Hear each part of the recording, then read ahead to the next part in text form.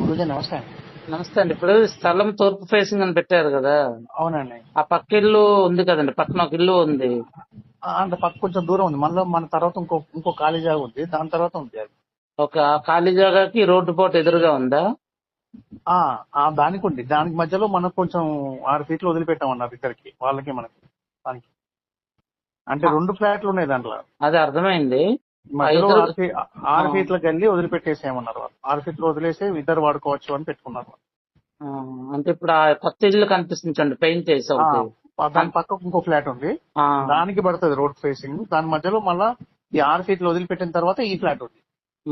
అంటే ఇప్పుడు ఆ రోడ్డు పోటు అనేది దీనికి తగలదా మీ దానికి? దీనికి తగలదు. దీనికి మధ్యలో 6 ఫీట్లు వదిలిపెట్టామన్నాడు కాబట్టి మనకు రోడ్డు అవతలకే వెళ్ళిపోతాం మనం. అంటే రోడ్డు పోటు లేకపోతే అంటే మీ అమ్మగారి పేరు మీద బాగానే ఉంది. ఏదేమైనా కానీ ఇల్లు కట్టేటప్పుడు కానీ లేదా షాప్ ఏదైనా కట్టినప్పుడు కానీ ఒకటి మహామత్స్య యంత్రం అనేది పెట్టుకోవాలి. మహామచ్చ.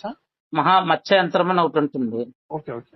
అది మీరు ఒక నెంబర్ పెడతాను, ఆ నెంబర్ కాంటాక్ట్ చేస్తే అంటే మీరు ఒకరు కట్టుకోవాలనుకుంటే కనుక దేని పర్పస్, బిజినెస్ పర్పస్ ఆ యంత్రం పెట్టుకోవాలి. ఎందుకంటే మీ పేరుతో కలిసి రావట్లేదు కానీ మీ అమ్మగారి పేరుతో బాగానే ఉంది. అందుకు తోడు రోడ్డు పోటు తగలదు అంటేనే తీసుకోండి.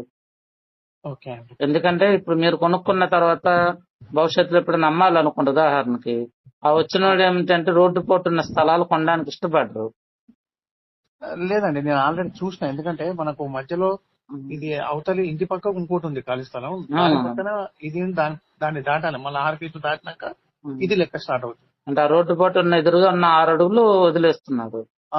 ఇంకో ఫ్లాట్ ఉంది దానికి మధ్యలో. ఉందిలేండి, అది ఉందండి. ఆ ప్లాట్ దాని తర్వాత మళ్ళీ ఈ 6 ఫీట్లు వదిలేసిన తర్వాత అక్కడి నుంచి ఇది మీరు తెచ్చుకోమన్నారు. ఇప్పుడు మీరు ఏదైతే తీసుకోవాలనుకుంటున్నారో దానికి అయితే రోడ్డు పోటు లేదు. లేదు, పక్కా లేదండి. అదే అదే అవతల వాళ్ళకైతే ఉంటుంది. ఇక వాళ్ళకి ఈశాన్య మూల కాబట్టి వాళ్ళకి ఎంత వాళ్ళకి పర్లేదు. ఎందుకంటే వాళ్ళకి ఈశాన్య మూల ఖాళీగా ఉండాలి కాబట్టి వాళ్ళు రోడ్డు కింద పడదు అది. ఈశాన్యములు ఖాళీగా ఉన్నాయి కానీ అది ఈశాన్య రోడ్డు పోటు అంటే మంచిదే. అందుకే 6 ఫీట్లు వదిలిపెట్టామన్నాడు ఆయన. అది ఆగ్నేయ రోడ్డు పోటు ఏమవుద్దంటే భవిష్యత్తులో అంటే రోడ్డు పోటు వల్ల పెద్ద ఇబ్బందులు ఏమి ఉండవు, కానీ జనంలో ఒక మూఢనమ్మకం ఉండిపోయింది కదా, పాతుకుపోయింది. సో దానికి ఏమవుతుందంటే భవిష్యత్తులో ఎప్పుడైనా మీరు అవసరం ఇచ్చి అమ్మాలంటే గనక ఆ కొనుక్కునేవాడు దాన్ని చూసి అయ్యో రోడ్డు పోటు ఉందండి నేను కొనండి అంటాడు. సో ఎందుకంటే ఇటీవల హైదరాబాద్ లో 3 కోట్లు ఖర్చు పెట్టి ఒక పెద్ద ఇల్లు కట్టాడు ఒక అతను, ఆ బిల్డర్. ఆ రోడ్డు పోటే మంచిదే కానీ వచ్చిన జనాలకి అది రోడ్డు పోటుని భ్రమలో ఉంటే దాన్ని తీసుకోలేదు అన్నట్టు. దానికి ఏదో చెప్పాము, దేవుని దేవుళ్ళు ఎలాగో అమ్మేశారులే అని చెప్తున్నాం. రోడ్డు పోటు పడదు